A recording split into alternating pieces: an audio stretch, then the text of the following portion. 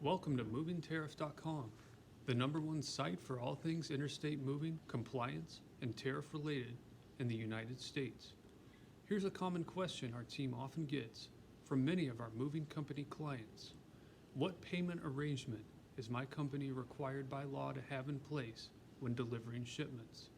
It's very important to have this information.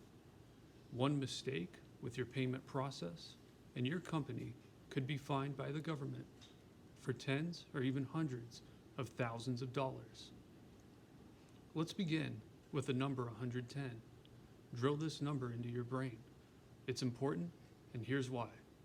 If your customer's total bill is 110% or less of the non-binding estimate, your moving company can require payment from the customer in full upon delivery.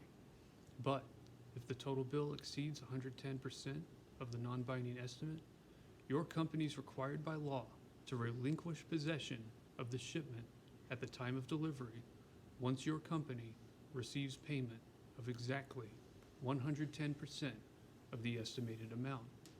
Billing for the remaining charges can be deferred for at least 30 days. If you don't deliver, it's considered a hostage situation, and the DOT will charge you, the HHG carrier, $10,000 per day if you keep the customer's goods and do not deliver. But keep on listening, because there are two exceptions to this requirement.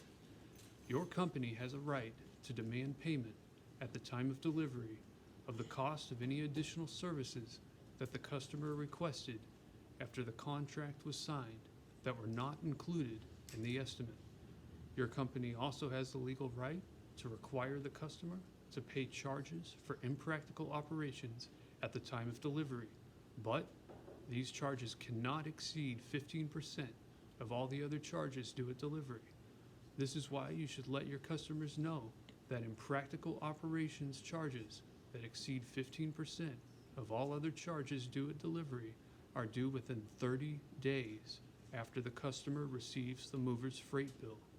To avoid any conflicts, either with customers or the law, your company should always specify acceptable forms of payment on not just the estimate, but also the order for service and the bill of lading.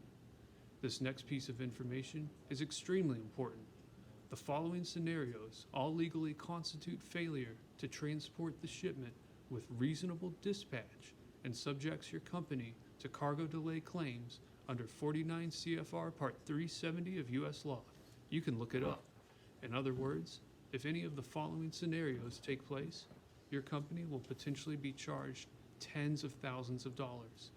Avoid the following three situations at all costs. Otherwise, well, you're going to have to pay a lot of costs to the government. If your company fails to relinquish possession of a shipment after the customer offers to pay 110% of the estimated charges. Second, if your company fails to relinquish possession, basically deliver on time after shipment, the customer offers to pay the cost of any additional services that the customer requested after the contract was executed that were not included in the estimate.